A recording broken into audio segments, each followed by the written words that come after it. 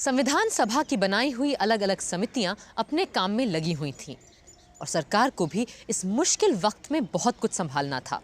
इसलिए एक लंबे अंतराल के बाद संविधान सभा फिर मिली 4 नवंबर 1948 को। पर इस बीच हुई एक घटना ने सबको हिला दिया था, राष्ट्रपिता महात्मा गांधी की हत्या।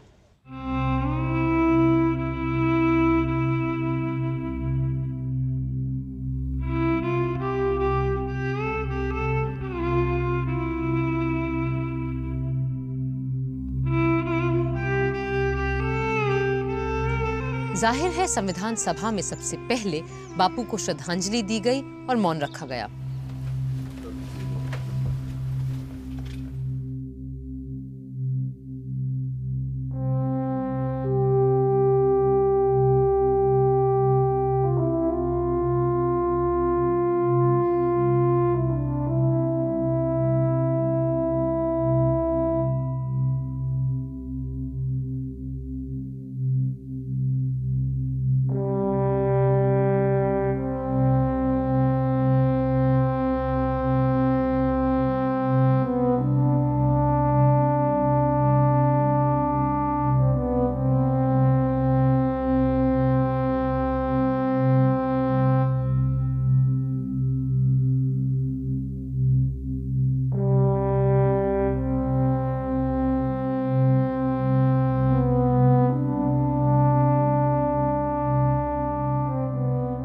अजीब इत्तेफाक ये था कि इसी बीच कायदे आजम जिन्ना साहब भी नहीं रहे थे।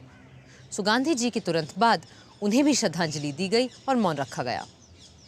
और फिर शुरू हुआ मौलिक अधिकारों पे बात बहस का सिलसिला और शुरुआत की डॉक्टर अंबेडकर ने।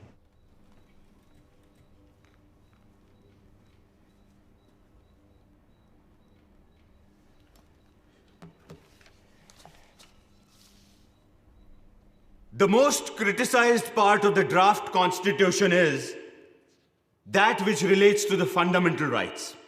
It is being said that the fundamental rights are not fundamental unless they are also absolute rights.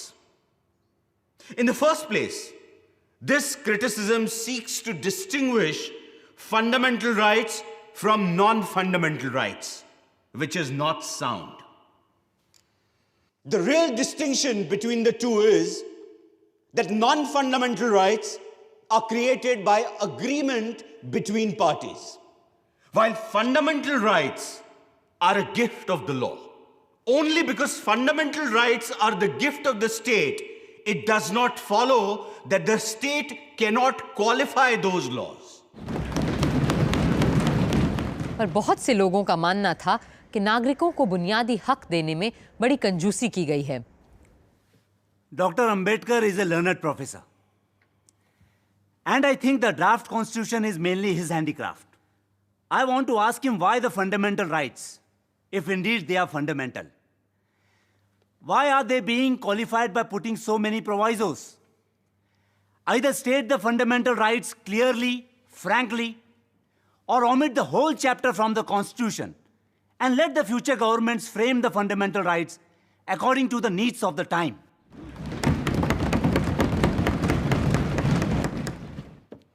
पिछली बैठक में जिन मौलिक अधिकारों को हमने तय किया था, उनके बारे में भी तरह तरह की शिकायतें की जा रही हैं कि हमने लोगों को बहुत कुछ नहीं दिया है। अब उसमें से भी हम कटौती करेंगे तो लोग बुनियादी हकों के नाम लेने पे भी हंसेंगे। जनाब सदर साहब, इजहारे ख्यालात की आज़ादी का वादा किया गया है। मुल्क भर में आने जाने रहने की आज़ादी भी दी गई है और मन मर्जी से ज़मीन जायदाद खरीदने बेचने की आज़ादी भी मिली है। पर हर छूट पे कुछ ना कुछ पख भी लगा दी गई है। कहीं इस बात की रोक है तो कहीं उस बात की टोक। इस सारी रोक टोक की वजह से इस शानदार आइन की शान पे बट्टा लग गया। सदर साहब, पहला हक जो हर बाशिंदे की मांग है वो है उसकी जान की हिफाजत का हक और उसकी आज़ादी का तहफ़्फ़ुज़। इंसान की अगली बुनियादी जरूरत है पढ़ाई लिखाई, जिसका हमारे इस बुनियादी हुकूक में कोई जिक्र ही नहीं है। इसलिए मेरी तजवीज़ है कि बच्चों के पढ़ने पढ़ाने को हम स्टेट की जिम्मेदारी माने और एलिमेंट्री एजुकेशन को हर शहरी के बुनियादी हुकूक में बाकायदा शामिल करें। उस वक्त तो लारी साहब की बात नहीं मानी गई और शिक्षा को मूल अधिकारों की जगह निदेशक तत्वों के तहत रखा गया। पर अब 6 दशकों के बाद शिक्षा हर भारतीय बच्चे का अधिकार है। लारी साहब जहां भी होंगे आज बहुत खुश होंगे। बुनियादी हकों पे बात जारी रखी यूपी के छोटे से कस्बे संडीला से आई बेगम साहिबा एजाज रसूल ने, जो बड़ी सुलझी हुई और ज़हीन औरत थीं। जनाब सदर साहब, ये निहायत ज़रूरी है कि कम से कम कुछ सिविल आज़ादियाँ हर शहरी को ऐसी मिलें जिन्हें छीनना किसी लेजिस्लेटर के लिए भी नामुमकिन हो। इसीलिए हमारे आइन को चाहिए कि वो इन आज़ादियों को हर सूरत महफूज रखे।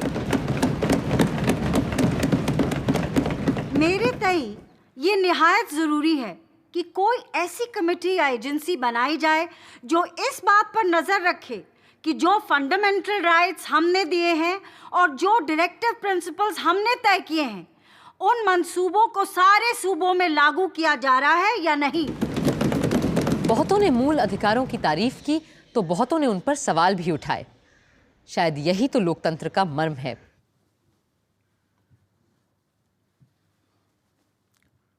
Sir, there are 2 novel things that are not there in any of the constitutions of the world. First of all, the eradication of untouchability. As a member of the so-called Harijan community, I welcome it. The second feature is the abolition of forced labor, begar. If there is any labor required for common purposes in the village, this most unfortunate fellow, the Harijan, is always caught hold of to do all menial and inferior service. These provisions will empower and integrate a community that has been outside the pale of society. Further protection is being provided by reservations. There are certain sections of people who say that no reservation is required, but all those who have seen the unfortunate plight of my community feel that reservation must be there, as already accepted by the Minorities Committee and also approved by this august assembly. Sir. Shri Mahavir त्यागी हर मसले पर बहुत अलग विचार रखते थे, यहाँ तक कि मूल अधिकारों में माइनॉरिटीज के स्पेशल राइट्स और रिजर्वेशन पर भी। शेड्यूल कास्ट को माइनॉरिटी कहना और मानना बिल्कुल गलत है। वो माइनॉरिटी है ही नहीं, सिर्फ इसलिए कि मर्दमशुमारी में चंद गरीब तबकों की जातियों को एक साथ गिन लिया गया, वो शेड्यूल माइनॉरिटी बनने की बात करने लगे हैं। यह माइनॉरिटी सिर्फ कागजी माइनॉरिटी है और इसे बढ़ावा वो कुछ खानदान दे रहे हैं जो शेड्यूल माइनॉरिटी के नाम पर संसद और असेंबली में अपने लिए सीटें रिजर्व करवाना चाहते हैं। जो सचमुच के माइनॉरिटी थे वो सब सरहद पार करके वहां उस नए मुल्क में जा बसे हैं। सर, अब ना कोई माइनॉरिटी रह गई है और ना अब किसी माइनॉरिटी के लिए कोई रिजर्वेशन रहना चाहिए। और सर, इसीलिए मैं आज हर शेड्यूल कास्ट वाले से, सिखों से, मुसलमानों से, दूसरी माइनॉरिटी वालों से, यहां तक कि हिंदुओं से यह अपील करना चाहता हूं कि अब वो किसी किस्म का कोई रिजर्वेशन ना मांगे। हम एक सेक्युलर स्टेट हैं और इसलिए हमें किसी मजहबी ग्रुप को या किसी जाति को कोई अलग हक देने का अधिकार नहीं बनता। हम किसी को भी दूसरों से अलग नहीं तोल सकते। हमारे लिए सब बराबर हैं।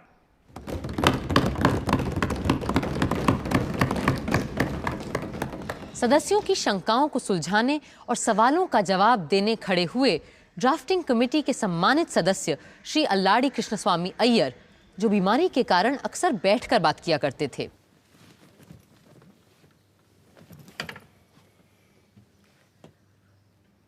The great problem in providing for and guaranteeing fundamental rights in any constitution is where to draw the line between personal liberty and social control.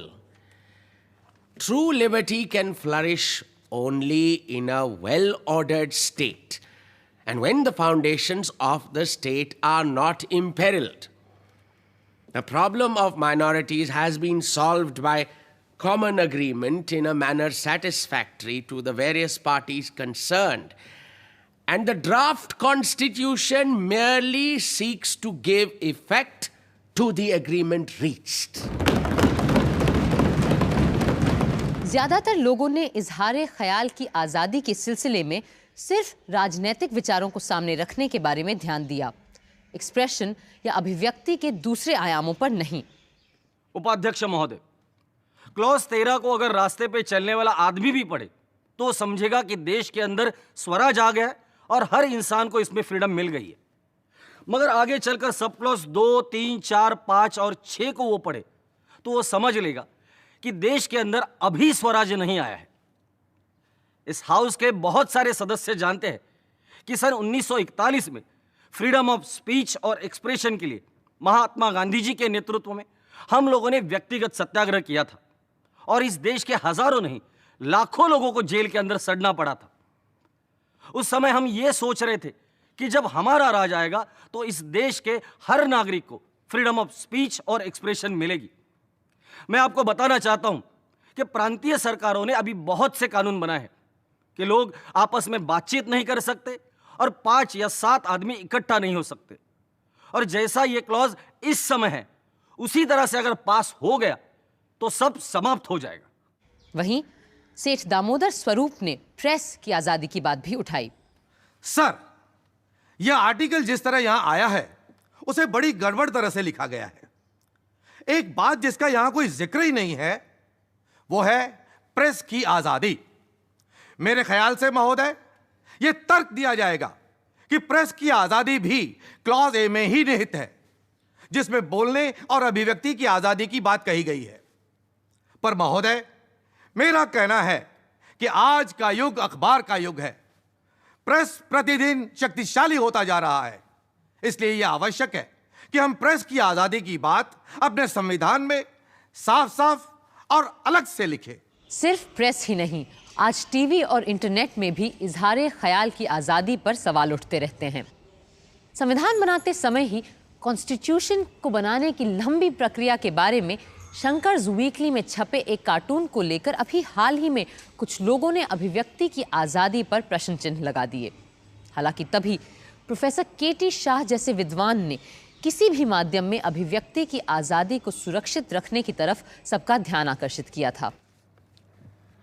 I beg to move that citizens shall have right to freedom of speech and expression, of thought and worship, of press and publication.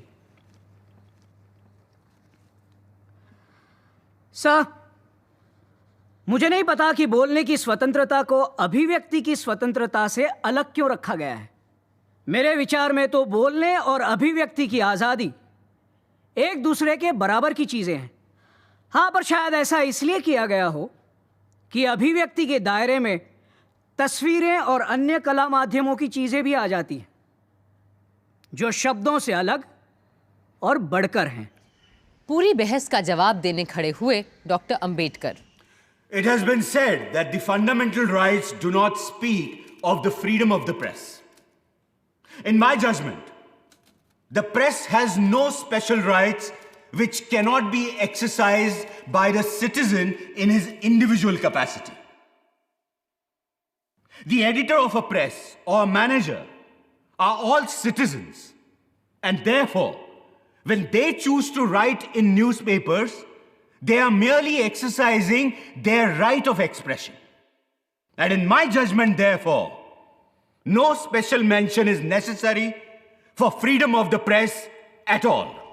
अगर अधिकतर लोग आम आदमी की सोच रहे थे, तो कुछ लोग आदमी से ज्यादा औरतों की सोच रहे थे, और शायद जरूरत से भी ज्यादा। Sir, a lot has been said about common man. But in the draft constitution, there is no mention of women. I think the peculiar composition of the drafting committee, which consisted of people who have no domestic relations with women, made them nervous about touching on that point. Sir, from my experience as a parliamentarian and a man of the world, I think it would be wise to provide for a woman's constituency. If you give them a special constituency, they can have their scramble and fight among themselves without coming into the general constituency. Otherwise, we may at times feel weak and yield in their favor and give them seats which they are not entitled to.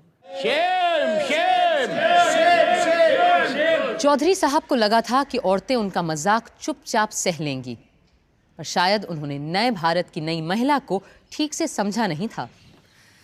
Sir, the last speaker, Shri Rohini Kumar Chaudhary, the erstwhile champion and defender of women, who is against removing their social disabilities, spoke about special electorates for women. And in spite of the chivalry of the previous speaker, Indian women will not tolerate any such reservation in the Constitution.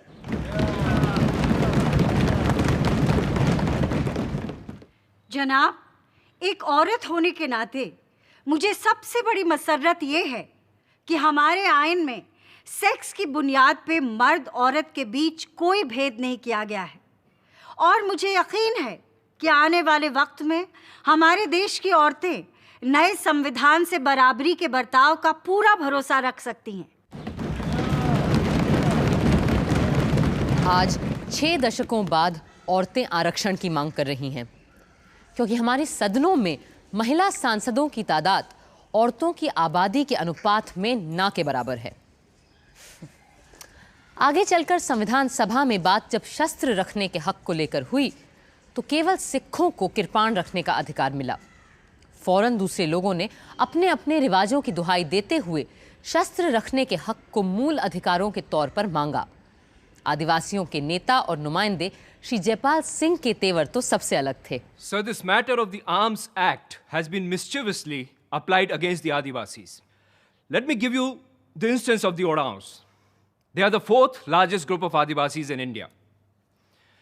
Just about now, there is a festival in which these Oraons get together, walk in a procession, carrying arms and weapons like lathis, bows and arrows, and they go to various akhadas in the villages. Now, this has been going on for centuries. Last year, all of a sudden, we were told that we should not carry any arms and weapons. Now, I don't mind pointing out, there are several members sitting here who are from Bihar. They won't be able to get back to their homes if they're not escorted by these people with arms.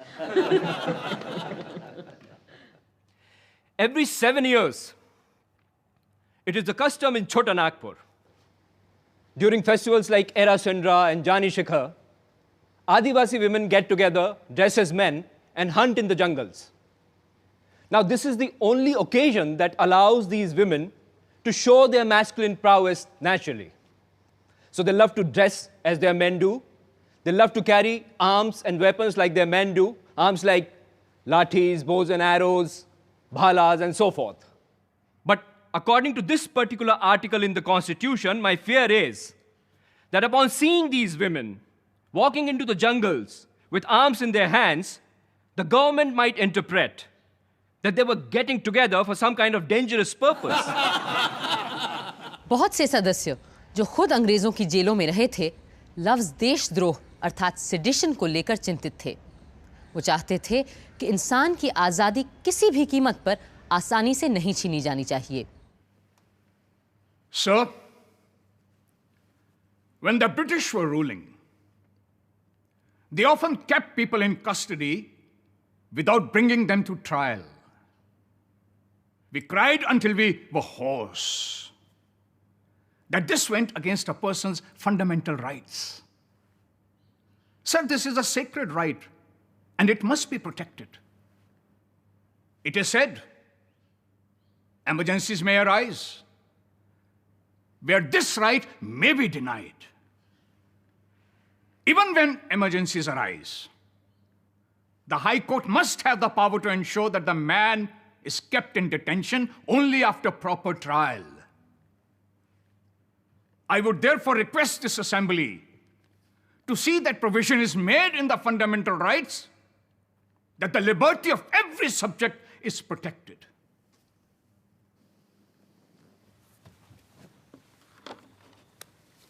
महोदय, हमारे यहाँ जो फौजदारी कानून है, उस कानून में दफा 124A कब लगाई गई थी, उसका मैं यहाँ के माननीय सदस्यों को स्मरण दिलाना चाहता हूँ। उन्हें याद होगा कि वह दफा लोकमान्य बाल गंगाधर तिलक को सजा देने के लिए खास तौर से बनाई गई थी। मुझे यहाँ पे कुछ व्यक्तिगत बातें याद आ जाती हैं। मेरे परदादा को सोने का एक कमरपट्टा मिला था, हीरों से जड़ा हुआ। उसको सन 1857 में अंग्रेज सरकार को मदद देने के लिए दिया था और उस पर लिखा था, in recognition of his services during the mutiny in 1857। मैंने 1930 के सत्याग्रह में अपने भाषण में कहा था कि मेरे परदादा ने जिस सरकार को स्थापित करने के लिए सहायता देकर पाप किया था, उस पाप का प्रायश्चित उनके पड़पोते ने उस सरकार को उखाड़ने का प्रयत्न करके किया है।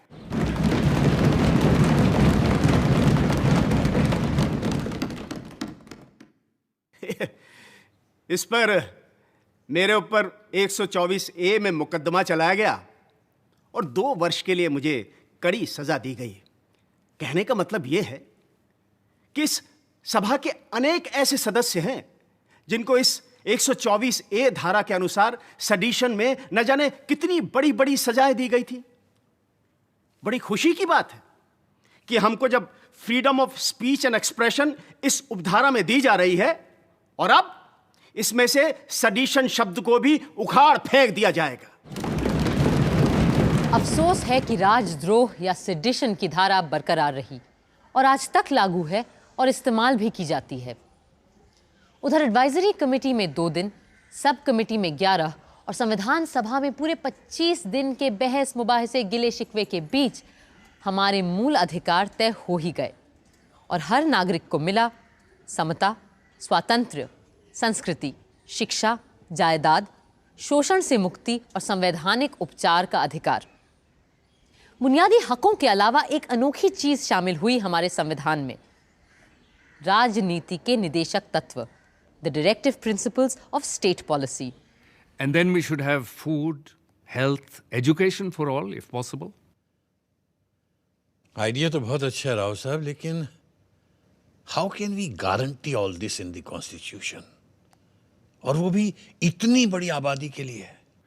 Well, I was referring to an ideal situation in an ideal state. But in his Arthashastra, Kautilya has written that the king shall provide for orphans, the infirm, afflicted, helpless, the sick and the dying, with maintenance, and helpless expectant mothers and the children she will give birth to. हो सकता है हमारे बिहार में चाणक्य के ज़माने में ये सब पॉसिबल रहा हो, लेकिन अच्छा, suppose we can not provide what we promised, then what? उसके लिए क्या सजा तजवीज़ करेंगे आप? Well, the question of punishment will only arise when we make these ideas into fundamental rights, which a court of law can decide on. But at least by incorporating these into directive principles, we can set ourselves up a dream destination which one day we will want to arrive at. And therefore it is my belief that future governments will find directive principles of state policy necessary. The idea is excellent. बल्कि इस तरह से हम उस वादे को भी पूरा कर पाएंगे जो 1928 की ऑल पार्टी कॉन्फ्रेंस में हमने लोगों से किया था, जिसमें हर शख्स को हेल्थ, एजुकेशन और काम प्रोवाइड करने के साथ साथ हर जच्चा बच्चा और बीमार की देखभाल करने का वादा भी किया गया था। लेकिन राव साहब, अपनी सब कमेटी के मेंबरान को ये सारी बात समझाने के लिए you will have to prepare a note like you always do. Absolutely sir, I will.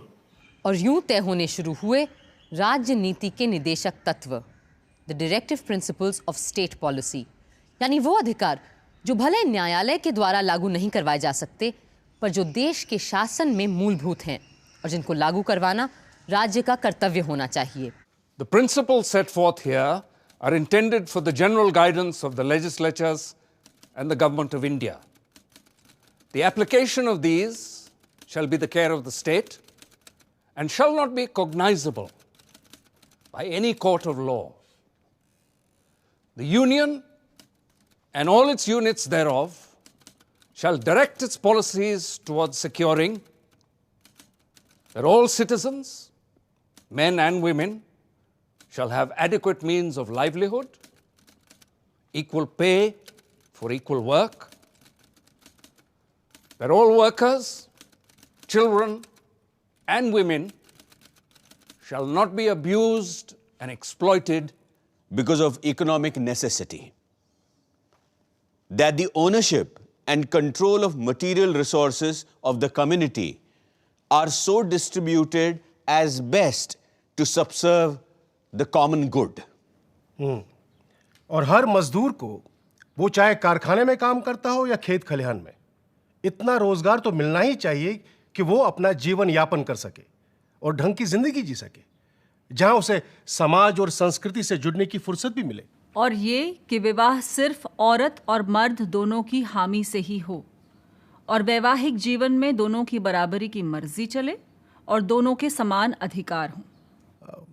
ये शायद संभव न हो पाए क्योंकि हमारा समाज अभी इतना विकसित नहीं है कि the directive principles of state policy एक कुतुबनुमा की तरह हमें बताते रहते हैं कि देश और समाज को आदर्श रूप से किस दिशा में जाना चाहिए। इन दिशा निर्देशों पर भी बहुत सोचा संविधान सभा के सदस्यों ने।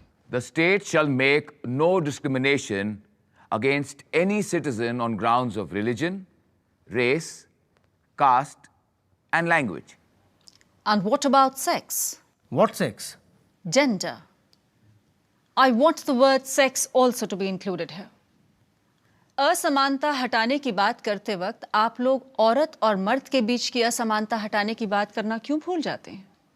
Then we can say that no discrimination shall be made on grounds of religion, race, caste, language, and sex. But discrimination for women means discrimination against men, isn't it? But how? Suppose you have a park solely for women, which is paid for by public funds, then it will be considered illegal if you say no discrimination shall be made on ground of sex. Yes. For example, we cannot make a tank only for Muslims. It will be illegal because it discriminates on grounds of religion. आप ये कहना चाह रहे हैं कि कल से सिर्फ औरतों के लिए पार्क, तालाब, घाट, कुएं सब बंद कर दिए जाएंगे? If we have to provide for women some separate institutions, then the use of the word sex in this clause would make it difficult. तो फिर हटा दीजिए इसे। पर कम से कम हम औरतों के लिए अलग संस्थाएं, घूमने फिरने, उठने बैठने की जगहें तो रहने दीजिए। जायदाद और अपनी मर्जी से शादी के मसले में तो आप पहले से ही हमारे हक छीन चुके हैं। और तो और विवाह में मर्द और औरत दोनों की सहमति जरूरी हो, मेरी इस तजवीज़ को भी आप लोगों ने ताक पर रख दिया है। You have removed my clause on the right to marriage by mutual consent. आखिर औरतों को चाहिए क्या? अगर आप लोगों को मर्दों से बराबरी चाहिए तो वो तो अब सब बराबर हैं ही। अब आपको बराबरी भी चाहिए और ऊपर से खास अधिकार भी चाहिए। मेरी तो समझ में नहीं आता कि आखिर औरतों को चाहिए क्या। I, for one, do not complain about their attitude. I agree with your attitude, madam. Thank you. If you allow us to change this clause to read as follows. The state shall make no discrimination on grounds of religion, race, caste, and language, provided that nothing contained in this clause shall prevent separate provisions being made for women and children. I have no objection to that. Then, shall we accept this clause as amended? Accept it. Doctor Ambedkar ने सभा में संविधान का मसौदा पेश करते हुए राजनीति के निदेशक तत्वों के बारे में लोगों को बताया। In the draft constitution, the fundamental rights are followed by what are called the directive principles. It is a novel feature in a constitution framed for parliamentary democracy. Directive principles are like instruments of instructions. The inclusion of such instructions in such a constitution becomes justifiable for another reason.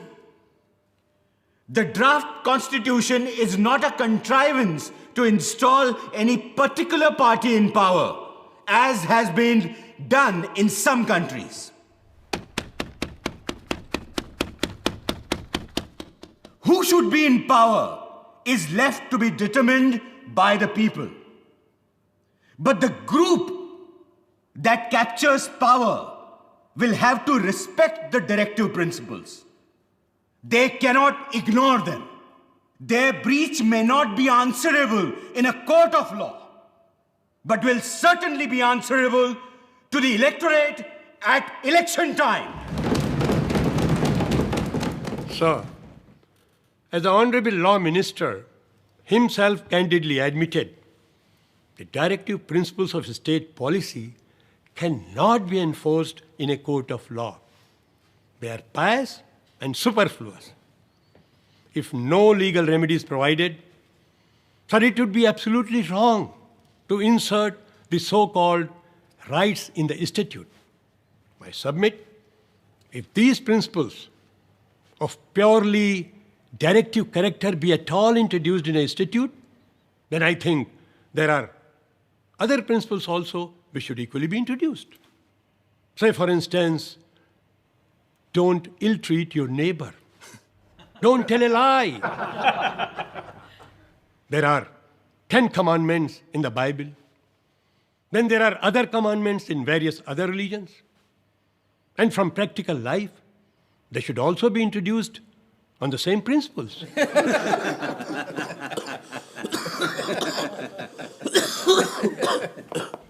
नज़ीरुद्दीन Ahmad साहब जैसे लोग जहां directive principles को पूरी तरह खारिज कर रहे थे, वहीं ऐसे लोग भी थे जो इन्हें बड़ी गंभीरता से ले रहे थे। और जैसे जैसे संविधान अपना स्वरूप लेता गया, डायरेक्टिव प्रिंसिपल्स को लेकर लोगों के ख्यालात बदलते गए, साफ होते गए। सन 48 के अंत में एक बार फिर निदेशक तत्वों को लेकर सभा में बातचीत शुरू हुई। डायरेक्टिव प्रिंसिपल्स की बात बहुत अहम और ज़रूरी है, क्योंकि ये यूनिफॉर्म सिविल कोड से भी ताल्लुक़ रखती है और बुनियादी तौर पर हमारे इकोनॉमिक हालात से भी। डॉक्टर अम्बेडकर ने अपनी किताब में खुद लिखा है कि इन उसूलों को हमारे आइन में बुनियादी हुकूक का दर्जा मिलना चाहिए और इन्हें 10 वर्षों के अंदर अंदर लागू करवाने के लिए मुकम्मल इंतजामात होने चाहिए। इसके लिए यह भी ज़रूरी है कि लफ्ज़ directive principles of state policy को काट कर उसकी जगह पर हमें fundamental principles of state policy का दर्जा दिया जाना चाहिए। Sir, Sardar Patel gave the title to these rights as Fundamental Principles of Governance. I should like to know from Dr. Ambedkar, why have they made a departure and changed the title to Directive Principles of the State Policy? Sir, the word directive is necessary and important because it is to be understood as giving certain direction to the future executive to show in what manner they have to exercise the power which they will have of legislature and executive. Kamat साहब का अनुमोदन तो पास नहीं हुआ, पर श्री अनंत सयनम अयंगार, जो इतना बोलते थे कि लोग उन्हें अनंत वचनम कहते थे, उन्होंने सवालों की झड़ी लगा दी। Mr. Chairman, sir, it is said that the state should, within a period of 10 years, introduce free compulsory education. Let us assume that the state does not do so then. Can any court of law enforce it? Against whom? In case a decree is granted by court of law, who will carry it out? If the government does not carry it out, can the High Court or Supreme Court enforce it?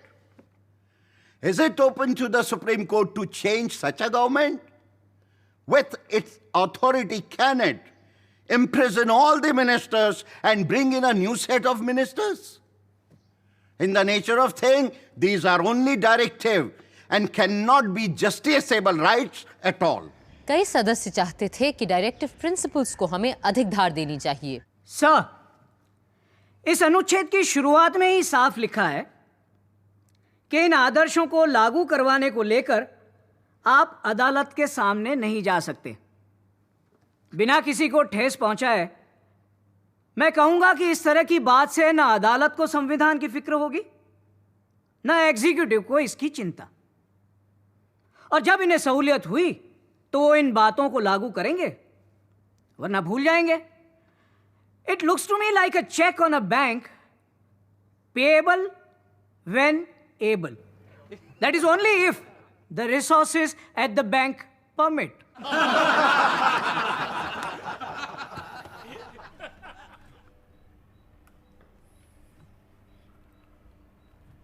यह हमारे संविधान का एक बहुत ही अहम मुद्दा है और ये सिद्धांत हमें बार बार उन उसूलों की याद दिलाते हैं जो हमारे संविधान में शुरुआत से ही हैं, उसकी आत्मा में ही बसे हैं। इसलिए मैं गुजारिश करूंगा अपने दोस्त केटी शाह से कि वो इसकी मुखालिफत ना करें और अपने अमेंडमेंट पर ज़्यादा जोर न डालें। कुछ लोग इन डायरेक्टिव प्रिंसिपल्स को एक खास राजनीतिक रंग देना चाहते थे। सर, यह जग जाहिर है कि हमारा जो समाज है उसे एक पूंजीवादी समाज ही कहा जाएगा और इस समाज में शोषण करने वाले और शोषण सहने वाले दोनों एक साथ रहा करते हैं। इसमें शोषण करने वाले स्पष्ट है कि शोषित वर्ग को दबाकर ही रखते हैं। इस किस्म के समाज में असली जनता की भलाई न हो पाएगी न कायम रहेगी। उनकी भलाई तभी संभव हो पाएगी जब शोषण करने वाले वर्ग को ही समाप्त कर दिया जाए, और यह तभी मुमकिन होगा जब हम स्थापना कर सकें एक समाजवादी गणराज्य की। कईयों को यह सूरत बिल्कुल मंजूर नहीं थी। सर, क्या इन प्रिंसिपल्स का मकसद यह है कि इस मुल्क की सियासी पार्टियों को किसी खास तरह के उसूलों और सियासी प्रोग्राम तक महदूद रखा जाए?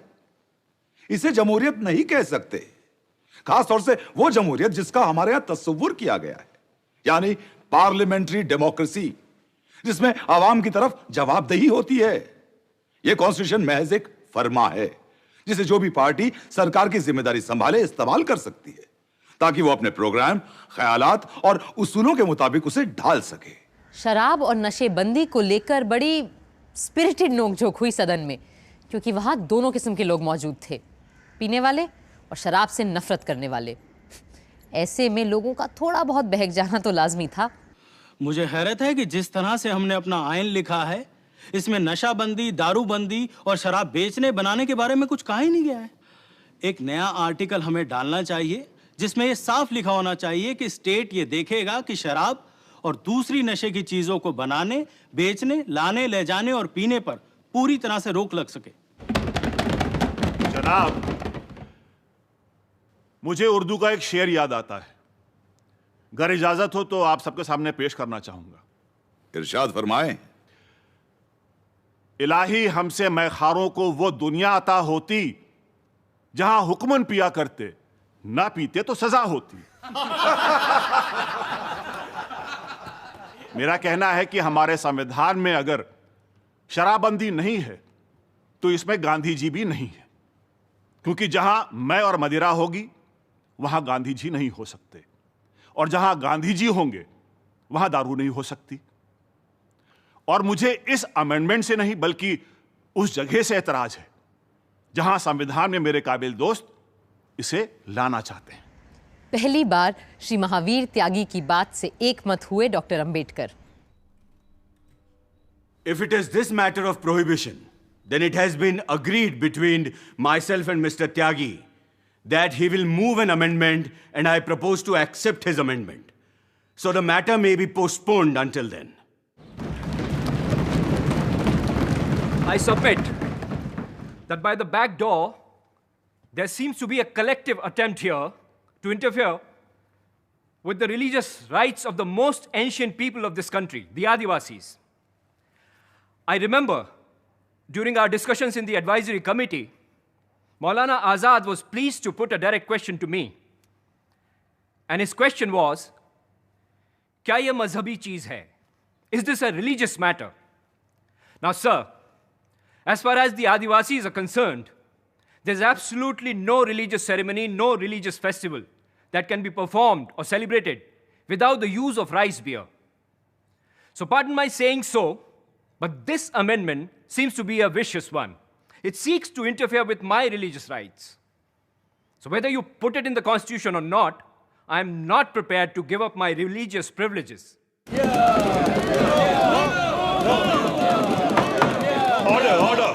पर इन सब बातों के बीच एक बड़ी अजीबोगरीब आवाज उठ खड़ी हुई। उड़ीसा से आए थे श्री लक्ष्मी नारायण साहू। माननीय उप प्रधान जी, पहले श्री जयपाल सिंह जी ने जो फरमाया है कि आदिवासियों में ये ड्रिंक बहुत चलती है, तो वो तो ठीक है, लेकिन सबसे पहले मैं एक बात कहना चाहूँगा कि आदिवासी जो ड्रिंक करते हैं वो दूसरे तरीके की होती है। वो तो हम लोगों के उड़ीसा में एक वृक्ष है जिसका नाम सलब है, उसका ड्रिंक थोड़ा सा धीमा करता है लेकिन उनको पागल नहीं बनाता। अब जिस दिन से इस हिंदुस्तान में, जैसा माननीय केशव चंद्र सेन ने कहा है, the two great gifts of Britishers to India are on the one hand the Bible and in the other hand the bottle. कि जयपाल सिंह जैसे लोग जो रिलीजियस फ्रीडम की बात करते हैं वो ऐसा मत कहें। हमारे देश में सती की रिलीजियस फ्रीडम थी, वो आज कहाँ चली गई? हमारे आदिवासियों में ह्यूमन सेक्रीफाइस जायज़ थी, लेकिन आज वो बुरी प्रथा मिट गई। आज गवर्नमेंट हमें ह्यूमन सेक्रीफाइस नहीं करने देती, और जो आदमी स्कूल में पढ़ने जाए उसे दारू नहीं पीनी चाहिए, क्योंकि पढ़ना और दारू पीना दोनों अलग अलग करना चाहिए। जो आदमी पढ़ता है वो दारू नहीं पीता। डॉक्टर अंबेडकर को ही पीने वालों और न पीने वालों में बीच बचाव करना पड़ा। Even though a state may apply its own law regarding prohibition in any part of the country, it has no right to make it applicable to tribal areas without the consent of their district and regional councils. गौ रक्षा को लेकर बहुत से सदस्य बड़े बेचैन और उत्तेजित थे, और जब पंडित ठाकुर दास ने प्रस्ताव रखा कि दूध देने वाली गायों और उनके बछड़ों के वध का निषेध होना चाहिए, तो सेठ गोविंद दास फौरन उछल गए। महोदय, पंडित ठाकुरदास यह चाहते हैं कि गायों का और दूसरे उपयोगी जानवरों का वध निषेध हो। इसका यह अर्थ होता है कि अनुपयोगी गायों को काटा जा सकता है। परंतु मेरे सुधार का अभिप्राय यह है कि जहां तक गायों का संबंध है, वहां तक गायें चाहे उपयोगी हों या अनुपयोगी हों, और गायों के अंदर सांड, बैल, बछड़े भी आ जाते हैं जो गायों से उत्पन्न होते हैं, उन सब का वध रोक दिया जाए। मैंने तो इस प्रस्ताव को फंडामेंटल राइट्स, मौलिक अधिकार में भेजा था, परंतु मुझे इस बात का दुख है कि वहां पर यह उस समय नहीं रखा जा सका, और उसका कारण यह बताया गया कि फंडामेंटल राइट्स, मौलिक अधिकार, सिर्फ मनुष्य से संबंध रखते हैं, पशुओं से नहीं। इस देश के जो बड़े बड़े सांस्कृतिक प्रश्न इस विधान परिषद के सामने हैं, उनमें देश का नाम क्या रखा जाए, देश की राष्ट्रभाषा क्या हो, देश की राष्ट्र लिपि क्या हो, देश का राष्ट्रीय गान क्या हो, और देश में गौवध हो या बंद कर दिया जाए। जब तक इन प्रश्नों का निपटारा हमारी विधान परिषद इस देश की जनता की राय के अनुसार नहीं करेगी, तब तक इस देश की जनता स्वराज का कोई अर्थ नहीं समझ सकती। महोदय, वसुधैव कुटुंबकम, वसुधैव कुटुंबकम के हमारे देश में समस्त संसार को एक समझा जाता था, और इस एकता के जीवन का प्रतीक गौ है। क्या हम इसका निर्वाह नहीं करेंगे? हम जो अपने करोड़ों देशवासियों के प्रतिनिधि हैं। यदि हमें अपने देश, समाज और संस्कृति की रक्षा करनी है तो सबसे पहले हमें गौ रक्षा का व्रत लेना होगा। इन्हीं शब्दों के साथ मैं अपनी बात समाप्त करता हूं।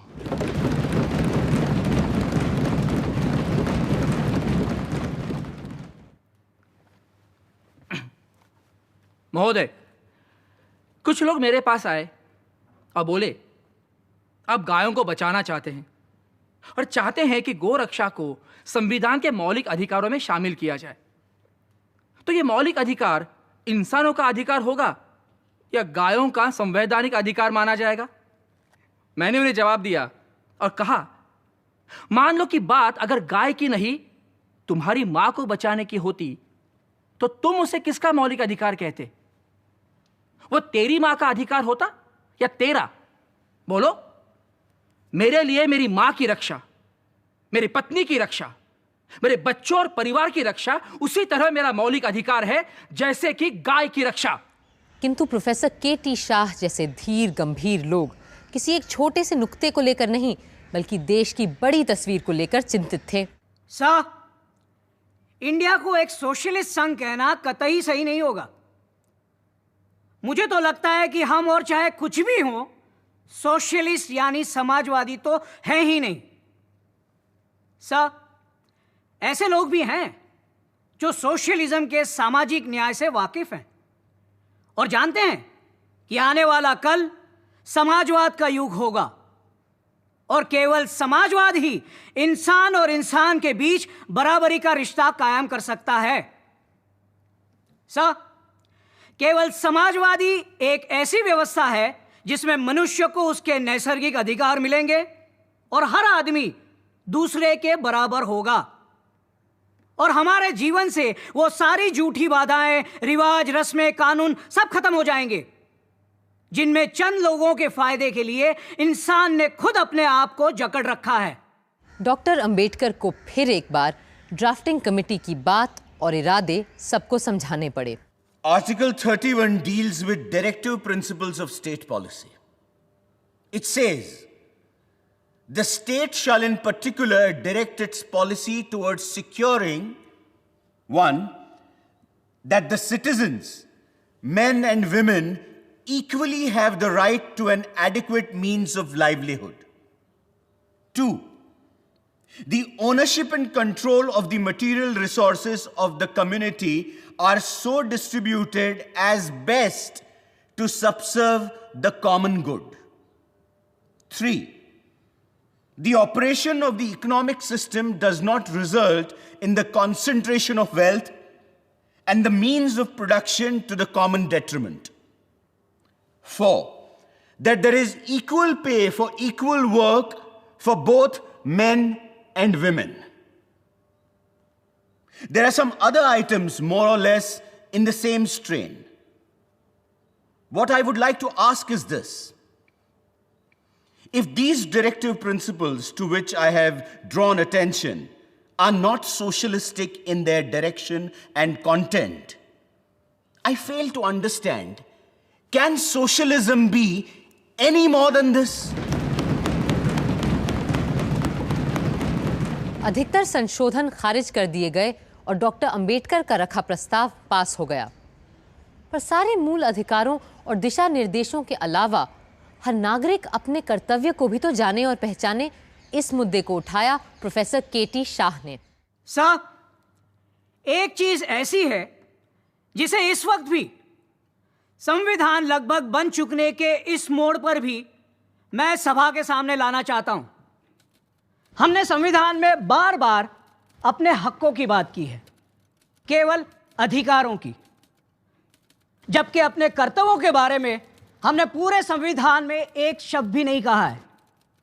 मैं इस सभा के सामने साफ कहना चाहूंगा कि एक विचारशील व्यक्ति, समाज, सदन के नाते अपने केवल अधिकारों की बात करते रहना और एक नागरिक के नाते समाज, संघ और देश के नाते अपने कर्तव्यों को भूल जाना सही नहीं है। मैं तो कम से कम यही कहूंगा कि एक नागरिक के प्रति राज्य के कर्तव्य जितने जरूरी हैं उससे कम जरूरी नहीं है राज्य के प्रति नागरिक के कर्तव्य। हमें उनको भी अपने संविधान में फौरन शामिल करना चाहिए। पर नागरिक के कर्तव्यों को हमारे संविधान का हिस्सा बनने में थोड़ा वक्त लगा और संविधान बनने के पूरे 25 साल बाद जब श्रीमती इंदिरा गांधी ने संविधान में बहुत से बदलाव किए, उसी वक्त हमारे मूल कर्तव्यों को भी संविधान में शामिल कर लिया गया। क्या आप जानते हैं हमारे मूल कर्तव्य क्या क्या हैं? चलिए मैं आपको उनका सार बताती हूं। 1. संविधान का पालन, उसके आदर्शों और चिन्हों का आदर। 2. राष्ट्रीय आंदोलन के आदर्शों का पालन। 3. राष्ट्र की प्रभुता, अखंडता, एकता की रक्षा। 4. देश की रक्षा और सेवा। 5. धर्म, भाषा, प्रदेश, वर्ग से परे सभी की समरसता और समानता की भावना का निर्माण। 6. हमारी गौरवशाली संस्कृति का सम्मान और रक्षण। 7. प्रकृति पर्यावरण का रक्षण और संवर्धन। 8. वैज्ञानिक दृष्टिकोण और मानववाद का विकास। 9. हिंसा का त्याग और सार्वजनिक संपत्ति की सुरक्षा। 10. व्यक्तिगत और सामूहिक रूप से उत्कर्ष की ओर गमन। 11. माता पिता संरक्षक के रूप में बच्चों के लिए शिक्षा विकास की जिम्मेदारी। गाड़ी चाहे कितनी भी उम्दा क्यों ना हो, उसे चलाने वाला ड्राइवर ही सफर को अच्छा, बुरा, महफूज या खतरनाक बना देता है। इसी तरह कोई भी संविधान उतना ही अच्छा या बुरा हो सकता है जितना उसको पालन करने वाले बनाएं। अब हमें अपने संविधान को कैसे बरतना है, इसका फैसला भी आपको और हमको ही करना होगा।